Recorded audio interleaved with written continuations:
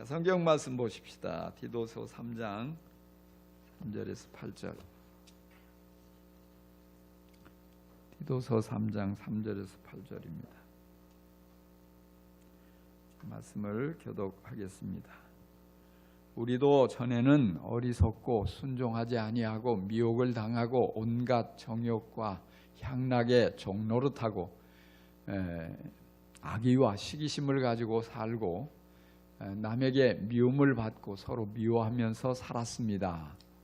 그러나 우리의 구주이신 하나님께서 그 인자하심과 사랑하심을 나타내셔서 우리를 구원하셨습니다. 그분이 그렇게 하신 것은 우리가 행한 의로운 일 때문이 아니라 그분의 자비하심을 따라 거듭나게 씻어주심과 성령으로 새롭게 해주심으로 말미암은 것입니다. 하나님께서는 이 성령을 우리의 구주이신 예수 그리스도로 말미암아 우리에게 풍성하게 부어주셨습니다. 그래서 우리는 그분의 은혜로 의롭게 되어서 영원한 생명의 소망을 따라 상속자가 되었습니다. 이 말은 참됩니다. 나는 그대가 이러한 것을 힘있게 주장해서 하나님을 믿는 사람으로 하여금 선한 일에 전념하게 하기 바랍니다. 선한 일은 아름다우며 사람에게 유익합니다. 아멘. 아멘.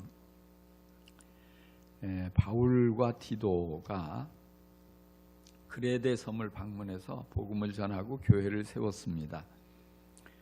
어느 정도 이제 복음이 전파된 후에 바울은 그레데 교회를 돌보도록 디도에게 맡겨버리고 자신은 마게도니아로 다시 복음을 전하기 위해서 떠납니다. 마게도니아에 도착한 바울이 그레데에 있는 디도에게 편지를 보냈습니다. 그레데 교회 후임 목사를 세우고 급히 이제 바울이 있는 그 니고볼리로 오라, 거기서 만나자, 이런 내용이 디도서에 있죠. 디도는 니고볼리에서 바울과 재회하고 그리고 곧바로 달마디아의 또 다른 사역지로 파송을 받습니다. 그리고는 훗날 디도는 다시 그레데로 돌아와서 그레데 교회에 감독이 됩니다. 디도서는 바울이 마게도니아에서 그레데에서 사역하고 있는 디도에게 보낸 편지입니다. 디도서는 길지 않습니다. 짧은 편지인데 그럼에도 불구하고 아주 중요한 위치를 차지하고 있는데 그게 뭐냐, 목회에 관한 중요한 원리를 여기에 잘 기록해 주고 있어요. 디모데 전후서와 디도서가 목회 서신이거든요. 또한 여기 3장에 보면은 복음의 중요한 진리를 여기 아주 짧지만은 명확하게 기록해 주고 있습니다. 오늘 그걸 가지고 좀 말씀을 나누려고 그래요. 인류의 역사는 둘로 나뉘어집니다. 예수님 오시기 전과 예수님 오시기 후로 역사가 나뉘어지죠. 근데 우리 개인적으로도 이 둘로 나뉘어집니다. 예수님을 만나기 이전과 예수님을 만난 이후로 우리의 인생은 분명한 전환기를 이루게 됩니다. 그래서 정말 우리 중에도 많은 분들이 예수님을 만난 후에 삶이 아주 놀랍게 아름답게 변화된 모습들을 우리가 발견하게 됩니다. 예수님의 12제자 중에 한 사람이었던 마태는 그 전직이 세리였습니다. 그때 예수님 당시의 세리들은 이 로마 법의 묵인하에 그리고 로마 권력의 이 방조 아래 백성들의 재산을 착취했습니다. 일정한 금액을 로마에 상납하고 난 후에 나머지는 전부 자신의 재산이 될 수 있어요. 그래서 수단과 방법을 가리지 않고 악착같이 세금을 많이 매기고 그것을 어떻게든지 뜯어냅니다. 그렇게 해서 벌어들인 돈으로 또다시 이제 고리대금을 놓죠. 그래서 비싼 이자로 빌려주고 또 그거 안 갚으면 집도 뺏고 땅도 뺏고 이렇게 해서 아주 부자가 되죠. 이렇게 혈안이 되어 있기 때문에 당시에 유대 사회에서 세리와 죄수와 창녀는 인간 대접을 받지 못했어요. 아주 몹쓸 사람으로 사람들이 상대도 하지 않으려고 하고 욕을 하고 그렇게 따돌렸던 것이에요. 그런데 이 마태가 예수님을 만나고 큰 은혜를 받고 변화돼서 예수님의 제자가 돼요. 12제자 중에 하나가 됐어요. 근데 이 마태라는 이름의 뜻은 하나님의 은혜라는 뜻을 담고 있어요. 아마도 예수님이 그렇게 지어주신 것으로 보여져요. 하나님의 은혜로 큰 죄인이 구원을 받은 것입니다.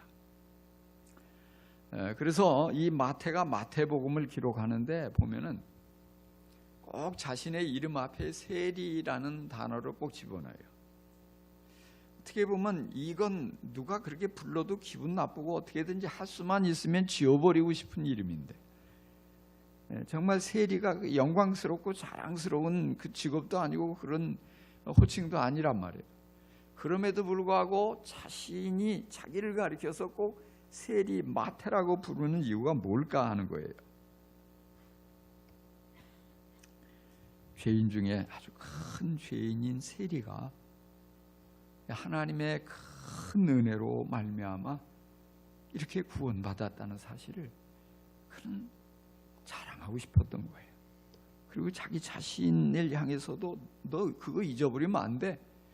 이 세리를, 죄인 중에 죄인인 세리를 하나님이 사랑하셔서 구원해 주셨으니까 너 그 은혜 잊으면 안 돼. 아마 이런 생각이 아니었을까 싶어요. 그래서 정말 저 같으면 그거 지워버리고 싶은데 악착같이 모든 기회가 있을 때마다 세리 마태라고 스스로를 부르는 이 마태. 근데 이 마태와 비슷한 사람이 또 있죠. 존 뉴턴이라는 사람이에요. 한때는 아주 포악한 노예 상인이었습니다.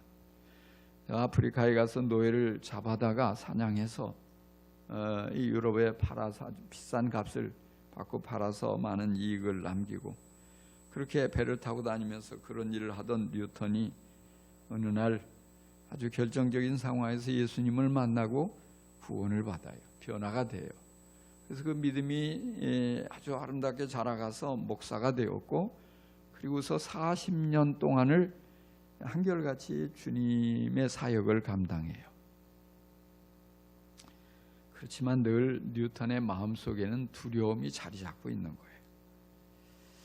아무리 성경에 예수님이 나의 모든 죄를 다 용서해 주신다고 말씀하고 있지만은 그래도 나 같은 이 죄인, 나 같은 이 노예를 팔고 다른 사람을 이렇게 괴롭히나 이런 악한 사람이 정말 용서를 받았을까? 하나님이 용서하셨을까? 내 죄가 정말 깨끗이 용서받은 거 맞을까? 문득 과거에 그런 죄가 떠오르면은 온몸에 소름이 돋고 두려움이 밀려와서 견딜 수가 없어요. 그래서 뉴턴은 벽에다가 이사야 43장 4절 말씀을 써붙여놨어요. 내가 너를 보배롭고 존귀하게 여기고 너를 사랑하였노라. 내가 너를 보배롭고 존귀하게 여기고 너를 사랑하였노라. 그러면서 반복해서 읽으면서 암송하면서 그리고 그 말씀을 붙잡고 확신을 갖는 거예요. 일생 동안 이 구원받고 용서받은 그 사실을 잊지 않으려고 뉴턴은 끝까지 이 말씀을 붙잡고 의지하고 그렇게 살았어요. 82세로 숨을 거두면서 뉴턴은 아주 이런 유명한 말을 남겼습니다. 나는 지금 하나님 나라로 간다. 그러나 내가 하나님 나라로 가면 아마 3번 놀랄 것 같다. 처음엔 하나님 나라에 오리라 하고 전혀 기대하지 않았던 사람들이 거기 와 있는 것을 보고 놀랄 것이고, 두 번째로 하나님 나라에 가면 이분은 반드시 있겠지 이렇게 기대했던 사람들이 보이지 않아서 놀랄 것이고, 세 번째로 노예 상인인 내가 바로 천국에 그 자리에 있다는 사실로 인해서 깜짝 놀랄 것이다. 그렇습니다. 이런 노예 상현도 변화되는 게 복음이에요. 세리 같은 죄인이 변화돼서 예수님의 제자가 되는 것이 그게 복음의 능력이에요. 여러분은 어떻습니까? 오늘 우리도 예수 믿기 전과 예수 믿은 후가 확연히 변화되어야 할 줄로 믿습니다. 오늘 말씀의 제목이 전에는 그리고 이제는입니다. 그 이유는 뭐냐면 여기 3절에 보니까 우리도 전에는 이렇게 시작하고 있어요. 우리도 전에는 어리석고 순종하지 아니하고 미혹을 당하고 온갖 정욕과 향락의 종로로 타고 악의와 시기심을 가지고 살고 남에게 미움을 받고 서로 미워하면서 살았습니다. 전에 우리의 모습을 여기 정난하게 기록해 주고 있어요. 어리석었다. 그렇죠? 가리워져 있어요. 흑암에 우리 눈이 가리워져서 어느 것이 옳은 것인지 그른 것인지 분별도 잘 못해요. 참과 거짓을 분별을 잘 하지 못해요. 정말 그러다 보니까 자꾸만 어리석은 짓을 많이 하는 거예요. 후회할 일을 많이 해요. 방황하고 정말 방향을 잃어버리고 그리고 정말 후회하고 그러면서 자책하고 그게 뭐냐? 그게 과거의 우리의 삶이었다는 사실이에요. 또 불순종했어요. 하나님 우리에게 여러 방법으로 말씀하시지만 하나님 우리를 초청하시지만 우리에게 바른 길로 가도록 이끄시지만 그 말씀에 귀를 기울이지도 않았어요. 그 말씀을 들어도 순종하지 않았어요. 내 생각이 너무 강해서 내 방식대로. 그러다 보니까 자꾸만 하나님의 축복과 멀어지는 거예요. 미혹을 많이 당했습니다. 공중의 권세 잡은 마귀에게 속아서 자꾸 종노릇합니다. 우상숭배 열심입니다. 세상의 풍속을 쫓으며 살면서 하나님과 점점 더 멀어졌습니다. 하나님이 미워하시는 일만 골라서 하면서 자꾸 죄의 도구가 되어서 다른 사람을 해치면서 살았습니다. 그게 과거의 우리의 모습이에요. 또한 온갖 정욕과 향락의 종로로 됐다고 그랬어요.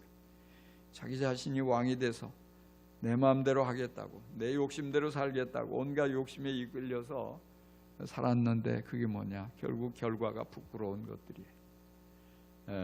결국 하나님의 종이 되어야 되는데 정말 내가 왕이 돼서 이렇게 이런 부끄러운 일들의 종노릇을 하는 거예요. 사단이 시키는 대로. 그리고는 그에 대한 비싼 값을 지불하는 거예요. 인생에 아주 소중한 것을 다 내어주고 다 빼앗겨버리고 비참하게 되어지고 있어요. 뿐만 아니라 악의와 시기심을 가지고 미움받고 미워하면서 살아요. 참 이 말씀이 저는 아주 굉장히 눈에 확 들어와요. 미움받으며 살고 미워하면서 산다. 여러분 어떠세요? 미움 많이 받지 않았습니까? 너무나 미운 짓 많이 하고 또 그보다 더 중요한 건 미워하면서 살았던 거예요. 미운 사람이 왜 그렇게 많은지 다 미운 거예요. 가까이 있는 사람들이 미워요. 왜 이렇게 미운 짓만 하고 미운 말만 하고 미운 행동을 하는지 아주 미워 죽겠다고 이런 말을 입에 달고 살아요. 그러니까 뭐예요? 지옥 같은 삶을 사는 거예요. 하나님은 우리에게 천국을 주시길 원하시는데 자꾸만 자기 발로 지옥을 향해서 가는 거예요. 이게 너무 고통스러워요. 스트레스가 커요. 그게 질병이 돼요. 그게 마음의 한이 돼요. 살맛을 잃어버리고 살고 싶지 않고 온갖 이 사단이 가져다 준 저주 아래서 불행의 그림자를 떨쳐버리지 못하고 그 영원한 심판 받을 운명에 그게 바로 우리의 모습이었다는 사실이에요. 하나님이 복을 주시려고 하지만 자꾸만 그 복을 거부하고 하나님의 은혜를 거부하고 그리고 가는 곳이 뭐냐? 하나님의 은혜와 용서와 사랑이 없는 곳은 어두울 수밖에 없고 고통스러울 수밖에 없고 지옥이에요. 이게 우리의 모습이었다는 사실이에요. 그런데 여기 그러나 하나님이 이렇게 말씀을 해줘요. 4절에 보니까 그러나 우리 구주이신 하나님께서 그 인자하심과 사랑하심을 나타내셔서 그랬어요. 그러나가 왜 나왔을까요? 그러나 우리가 받을 자격이 없는 사람이란 말이에요. 하나님의 사랑받을 자격이 없어요. 하나님께 은혜를 입을 자격이 없어요. 하나님의 선물을 받을 자격이 없어요. 그러나 하나님의 자비하심과 사랑하심이 너무나 풍성해서 그럼에도 불구하고 우리를 사랑해 주신 거예요. 할렐루야. 그러니까 이것 때문에 많은 사람이 자꾸 못 믿는 거예요. 왜? 내가 나를 아는데 이 도무지 받을 만한 그렇게 이쁜 짓을 한 게 없단 말이에요. 그럼에도 불구하고 하나님이 어느 날 생각지 못한 사람을 보내시고 생각하지 못한 은혜를 입혀주셔서 이 구원받았으니까 이게 실감이 나지 않아요. 실감이 나지 않아요. 그래서 5절에 보니까 우리를 구원하셨다고 그랬어요. 구원이 뭐예요? 구원은 물에 빠진 사람 건져내는 게 구원이에요. 불 속에 갇혀서 타 죽을 수밖에 없는 사람을 목숨을 무릅쓰고 생명을 무릅쓰고 들어가서 업고 뛰어나온 거, 이게 구원이란 말이에요. 가만히 내버려두면 우리 모두가 멸망할 수밖에 없어요. 죄 가운데 죽고 지옥에 갈 수밖에 없는 게 우리의 운명이에요. 그런데 하나님께서 예수님을 보내셔서 우리를 건져내 주셨어요. 구원해 주셨어요.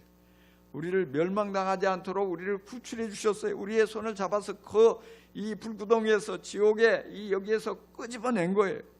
조금만 내버려두면 그냥 망할 수밖에 없는데 안 돼. 너 내가 구해주마. 예수님을 보내셔서 우리가 의로운 일을 행하여서가 아니에요. 하나님의 자비하심, 하나님의 사랑하심으로 우리가 의롭게 되고 거듭나고 하나님의 자녀가 되었다는 사실을 여러분 믿으시기 바랍니다. 그래도 못 믿으니까 뭐냐? 성령님을 우리에게 보내주셔요. 6절에 뭐냐? 성령을 예수 그리스도로 말미암아 우리에게 풍성하게 부어주셨다 하는 거예요. 왜 성령을 부어주셨을까요? 성령은요 보증이에요. 증거를 주셨다 이 말이에요. 여러분 안에 성령님이 계십니까?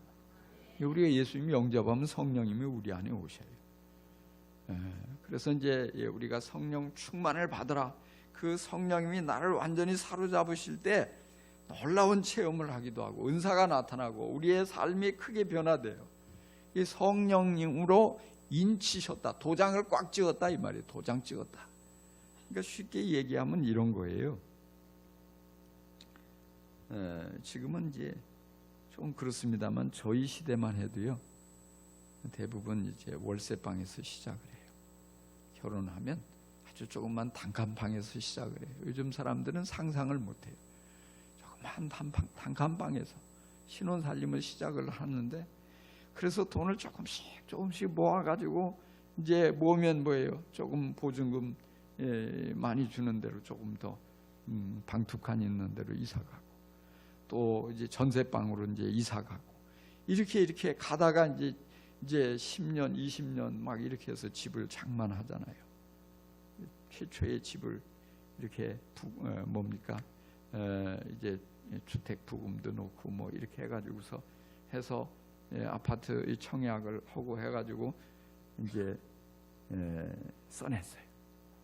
그래가지고 추첨일을 마음을 졸이면서 기다리는데 딱 당첨이 된 거예요. 얼마나 기분이 좋겠어요. 그래서 가서 계약금을 딱 내고 계약서를 딱 받아가지고 와요. 도장 딱 그 어떤 건설회사 사장 도장이 딱 있고 내 이름이 딱 있고 받아가지고 온단 말이에요. 근데 잠이 오질 않아요. 왜요? 나도 이젠 조금만 기다리면 내 집을 갖는다. 정말 누구누구 집에 가보니까 너무 좋던데 그 집보다 훨씬 더 신식이고 새롭고 좋은 모든 게 갖춰져 있는 크고 넓은 집이 내 집이다. 이거 생각하니까 잠이 오질 않는 거예요. 근데 한편으로 생각하니까 정말 내가 그 집에 갈 수 있을까? 혹시 건설회사가 부도나는 거 아니야? 이런 생각이 불안하죠. 두렵죠. 근데 실제 가서 보니까 아무것도 없어. 뭐 건물이 올라가 있지도 않고 벤당에 이제 뭐 땅 작업한다고 뭐 중장비 왔다 갔다 하고 그러죠. 그럼에도 불구하고 대부분 의심하지 않아요. 왜? 계약서가 있으니까. 도장을 찍은 계약서가 내 손에 있단 말이에요. 그러니까 틀림없이 2년만 기다리면 나도 내 집에 들어가는 거예요. 이 계약서 보고. 건물이 어떤 뼈대가 세워진 것도 아니고 공사가 완료된 것도 아니고 아무것도 없고 벌판에 그냥 뭐 쿵쿵쿵 땅 파는 소리만 들려도 의심하지 않아요. 일도 의심하지 않아요. 왜? 계약서가 있으니까. 그러니까 이거보다 더 확실한 게 뭐예요? 성령님을 우리에게 주신 거예요. 많은 사람이 의심해요. 정말 내가 천국 갈 수 있을까? 천국이 있을까? 하나님 살아계실까? 여러분 어떻게 그걸 믿으세요? 증거가 뭐예요? 다 같이 성령님. 성령님이 내 안에 계신다. 하나님이 딱 나를 너는 내 거야 도장을 찍어가지고 그 계약서를 주신 거하고 똑같아요. 성령님이 내 안에 계셔서 내가 예수 믿으면서 말씀을 읽을 때 깨닫게 해주시고 삶 속에서 내 삶 속에 죄 가운데로 가면 야 그러지 마. 내 마음을 불편하게도 해주시고 성령님이 내 안에 오셔서 기도하면 하나님의 말씀도 생각나게 해주시고 성령께서 내 안에 오셔서 온갖 나와 함께 하시는 그 성령 하나님이 나를 이렇게 선하게 인도해 주시니까 그 성령님을 보고 우리는 의심하지 않고 천국을 소망하며 살게 되는 것을 여러분 믿으시기 바랍니다. 이렇게까지 얘기했는데 또 의심하는 분은 참 이거 참 어쩔 수가 없어요. 의심도 팔자라니까. 하나님은 여러분 종이 쪼가리 하나 붙잡고도 의심하지 않았잖아. 도장 찍은 그 계약서 하나 붙잡고 나 이제는 나도 이 집에 들어가서 살 거야 하고 자랑했잖아요. 그거보다 더 확실한 성령 하나님을 이렇게 딱 이 성령 하나님을 보내주셔가지고 우리에게 도장을 꽝 찍어주셨는데 여러분 이 모든 의심을 떨쳐버리고 믿음에 굳게 서고 확신 속에 잘 달려가고 천국을 소망하면서 행복해지시길 주의 이름으로 축원합니다. 그렇습니다. 자, 그래서 우리가 하나님의 사랑받는 자녀가 된 증거가 성령 하나님이 내 안에 계신 거예요. 우리가 이제 천국에 가서 하나님이 준비하신 영원한 이 장막집을 벗어버리고 천막처럼 낡은 이 모든 걸 벗어버리고 하나님이 준비하신 영원한 집에서 살게 된 것을 우리가 굳게 붙잡는 건 성령 하나님이 내 안에 계신 것입니다. 할렐루야. 내가 기도하면 하나님이 들으시고 응답해 주시는 것을 믿는 것은 성령 하나님이 내 안에 계신 것을 여러분 그것을 생각하고 굳게 확신 속에 달려갈 수 있기를 간절히 축원합니다. 할렐루야. 그래서 우리는 여기에 우리가 전에는 이렇게 3절이 시작됐잖아요. 우리도 전에는 4절에는 그러나 하나님께서 그리고 7절에 보니까 그래서 우리는 어떻게 살아야 하냐 이 말이에요. 하나님의 사랑으로 예수 그리스도의 은혜로 구원받은 우리는 이제 어떻게 살아가야 할까요? 그 은혜로 의롭게 되었으니 영생의 소망을 따라 살아야 합니다. 그래서 7절에 그래서 우리는 그분의 은혜로 의롭게 되어서 영생의 생명의 영원한 생명의 소망을 따라 상속자가 되었습니다. 할렐루야. 하나님의 은혜로 의롭게 되고 구원받았습니다. 우리의 열심이나 우리의 의로운 행위로 구원받은 게 아니기 때문에 자랑할 게 하나도 없다는 거예요. 구원받지 못한 사람 깔볼 것도 아니에요.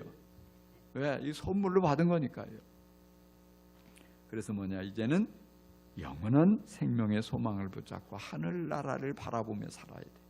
땅의 것에 너무 매이지 말고 하늘을 바라보면서 정말 눈을 크게 들어서 하늘을 바라보면서 하나님이 나를 위해서 예비하신 하늘복이 어마어마하다는 것을 늘 생각하며 그까짓 건 내가 양보하지 뭐 내가 너한테 그거 조금 손해봤다고 죽냐? 나는 그보다 훨씬 더 좋은 거 우리 아버지가 아낌없이 주신다. 여러분 이렇게 마음을 넓게 갖고 통을 크게 갖고 여러분 이렇게 양보하는 삶을 살아갈 수 있기를 간절히 축원합니다. 세상 사람들은 아무것도 아니고 요거 머리카락 같은 거 손톱 같은 거 요거 하나 가지고도 내가 손해봤다고 생각하고 아주 그냥 피가 터지게 싸워요. 그러다가 다 망하는 거죠. 우리는 그래 내가 그 정도는 양보할 수 있어. 왜? 내가 이거 손해보면 하나님은 이거보다 몇백 배로 더 갚아주실 텐데. 할렐루야. 여러분 이런 믿음을 가질 수 있기를 바랍니다. 그래서 자꾸 양보하셔. 우리 아버지가 크신 분인데 세상 사람들하고 똑같이 할 수 없잖아요. 그 다음에 이제 중요한 게 뭐냐, 선한 일에 전념해야 합니다. 여기 8절을 보면은 하나님을 믿는 사람으로 하여금 선한 일에 전념하게 하기 바랍니다 그랬어요. 이 바울이 디도에게 나는 그대가 이러한 것을 힘있게 주장해서 그래요. 그냥 대충 지나가는 말로 하는 게 아니라 이거 힘을 줘가지고 이걸 강하게 주장해가지고 어떻게 하라고요? 하나님을 믿는 사람으로 하여금 선한 일에 전념하게 하도록 그렇게 만들라 이 말이에요. 따라합시다. 선한 일에 전념합시다. 2장 14절에서도요 그리스도께서는 우리를 위하여 자기 몸을 내주셨습니다. 그것은 우리를 모든 불법에서 건져내시고 깨끗하게 하셔서 선한 일에 열심을 내는 백성으로 삼으시려는 것입니다. 옛날 성경에 보니까 친백성이라고 표현하고 있어요. 선한 일에 열심을 내는 친백성, 하나님의 친자녀, 하나님의 친한 사람, 친한 백성. 그게 뭐냐? 선한 일에 열심을 내는, 그 우리에게 하나님이 기대하는 게 그거라고요. 여기 선한 일이 뭘까요? 단순히 착한 일, 좋은 일 이게 아니에요.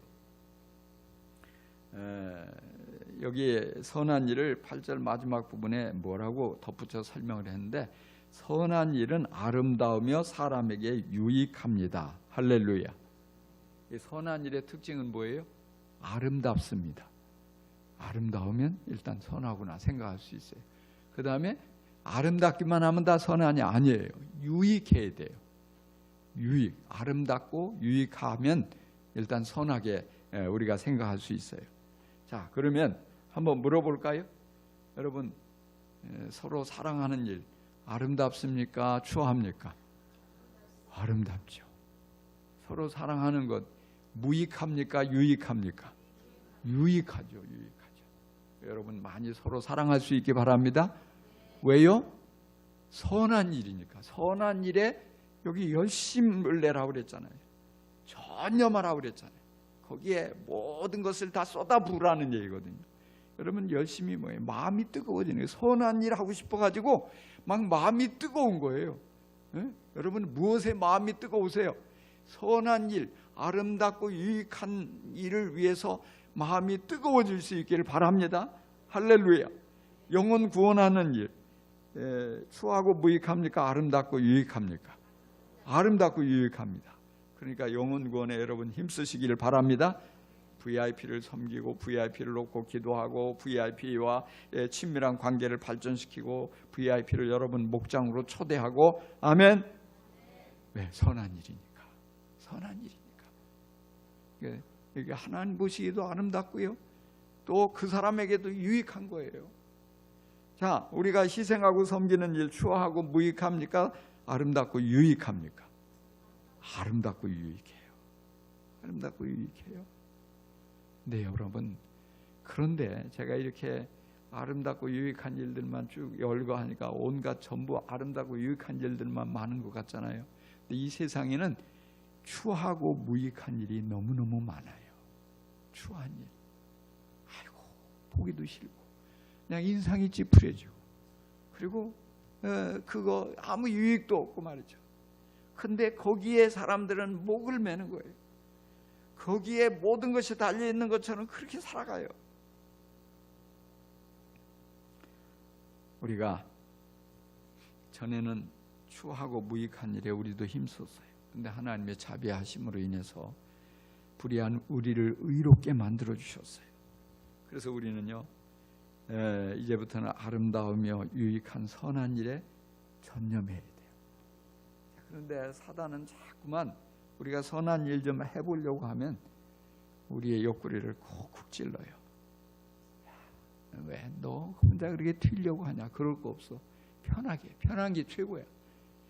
뭐로 가만히 있으면 편한데 쓸데없이 뭐 VIP를 섬긴다고 네 주머니 돈 써가면서 차도 사주고 선물해주고 뭐 그렇게 할 일이 뭐 있어? 그런다고 돈이 나와 밥이 나와? 그러는 거예요.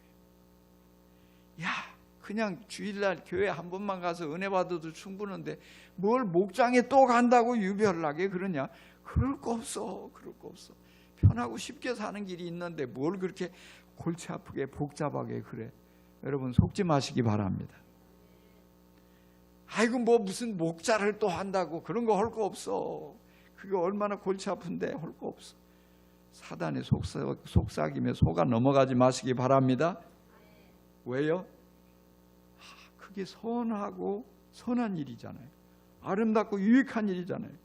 내가 조금 수고하면, 내가 조금 희생하면, 내가 조금 손해보면 영혼이 구원받게 되고 나로 인해서 불행한 가정에 행복하게 되어지고 정말 하나님을 모르고 멸망한 사람이 천국 가게 되고 정말 그들이 하나님을 만나고 천국을 맛보며 살아갈 수 있는데 내가 살면 얼마나 더 산다고 그래 내가 살아있는 동안에 주님 앞에 칭찬들을 선한 일 좀 하다 가야지. 믿으십니까? 그러면 여러분 용기를 내서 결단하고 헌신할 수 있기를 바랍니다. 특별히요 우리가 여러분 목장에 잘 모이셔야 돼요. 왜 그런지 아세요? 선한 일을 어디 가서 하겠어요? 선한 일을 해야 될 1차적인 장소는 우리의 가정이에요. 우리 가족들에게 선한 일을 해야 돼요. 다른 사람에게만 다 뭐 선한 일 한다 이리저리 뛰고 가족을 함부로 대하고 가족을 상처 주고 가족을 이제 사랑하지 않는 사람은요 전부 위선자예요. 그러니까 우리는 가족 1차적으로 가족을 사랑해야 돼요. 가족을 섬겨야 돼요. 가족을 위해서 희생해야 돼요. 아멘이 없네요. 큰일 났네요. 아멘입니까? 가족이 얼마나 귀한지 몰라요. 왜? 하나님께서 물어보신다. 천국 가. 내가 너한테 맡겨준 사람인데 너 조금 얼굴이 안 이쁘다고 너 구박했지? 주님이 그러시면 어떡할 거예요? 너 조금 네 말 안 듣는다고 공부 좀 못한다고 막 구박했지? 그러면 어떡할 거예요?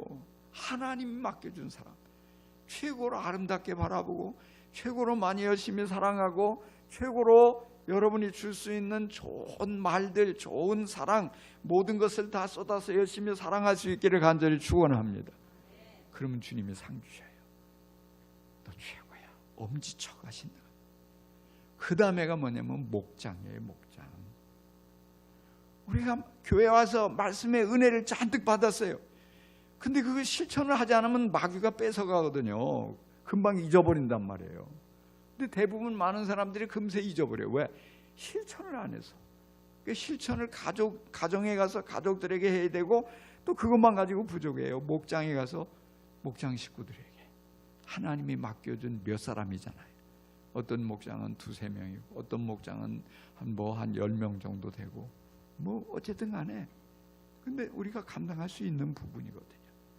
그래서 내가 이번 주일에 이런 말씀을 사랑하라고 용서하라고 했는데 내가 누구를 용서할까? 저 지구 반대편에 있는 사람 용서하기 어려워요. 저 북한에 있는 김정은이 여러분이 용서하기 어려워요. 그런데 내게 맡겨준 가족과 내게 맡겨진 영적인 가족인 목장 식구를 용서하는 건 할 수 있단 말이에요. 그래. 주님께서 나를 용서하셨는데 나 같은 죄인도 용서하셨는데 네가 섭섭한 말 좀 했지만 그래 나도 용서할게. 나도 실천할게. 용서하는 거예요. 그리고 사랑을 열심히 사랑으로 섬겨주는 거예요. 왜 그래 갑자기? 웬일이야 갑자기? 그럴 일이 있어. 그리고 열심히 하는 거예요. 계속 사랑하는 거예요. 그럴 때 뭐예요? 그럴 때 여러분이 선한 일 하는 거예요. 나도 모르는 사이에 아름답고 유익한 일을 많이 하게 되는 거예요. 그러면 뭐예요?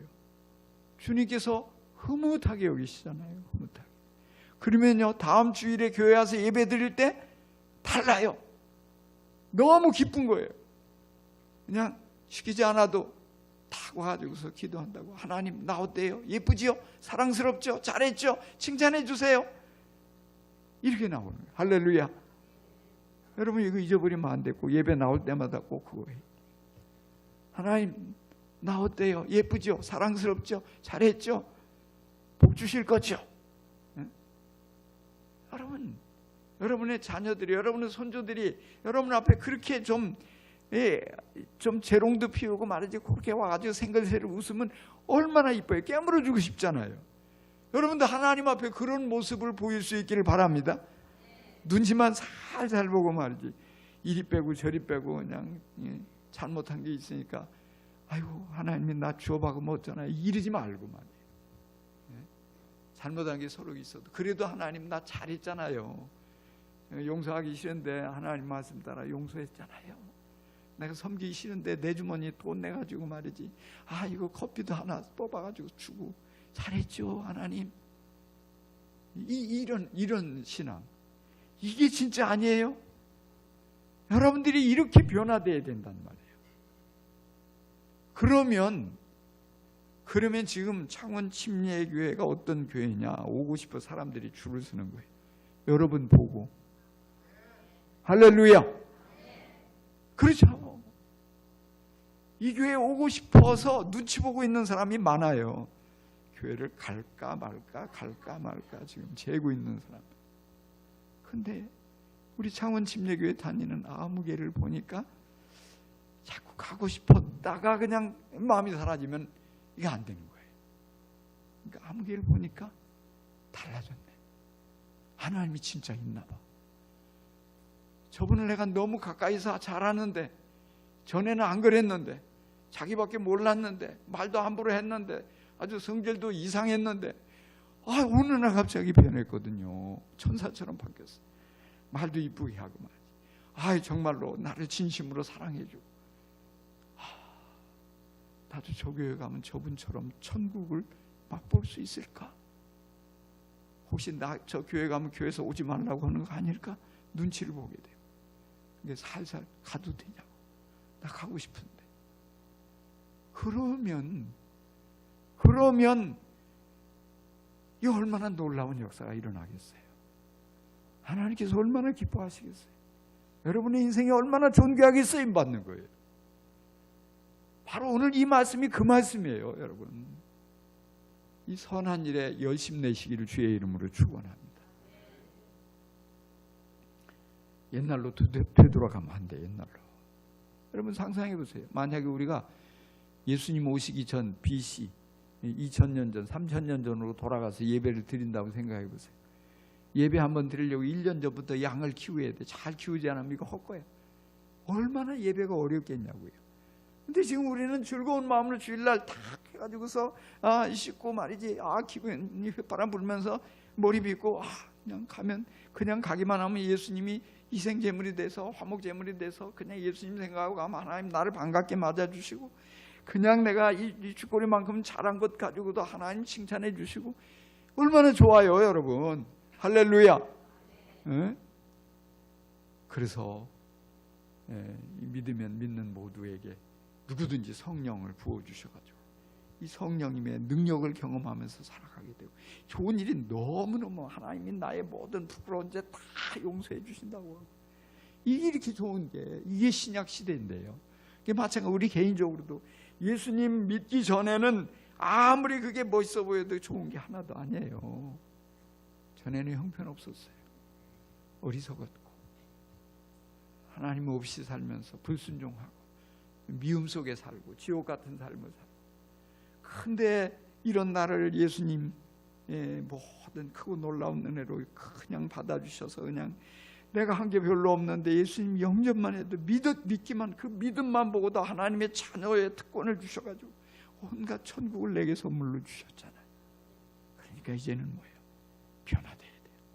나는 죽고 나는 그리스도와 함께 십자가에 못 박혀 죽었고 이제는 예수님이 내 안에 오셔서 나와 함께 사셔서 예수님이 나를 대신해서 나를 사시는 거예요.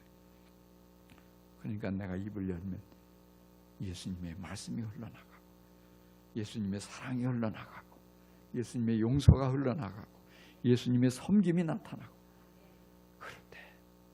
그럴 때 우리의 삶이 존귀해지고 아름다워지고 선한 영향을 세상에 확산시키는 놀랍고 복된 삶이 된다는 사실을 여러분 기억하시기를 주의 이름으로 축원합니다.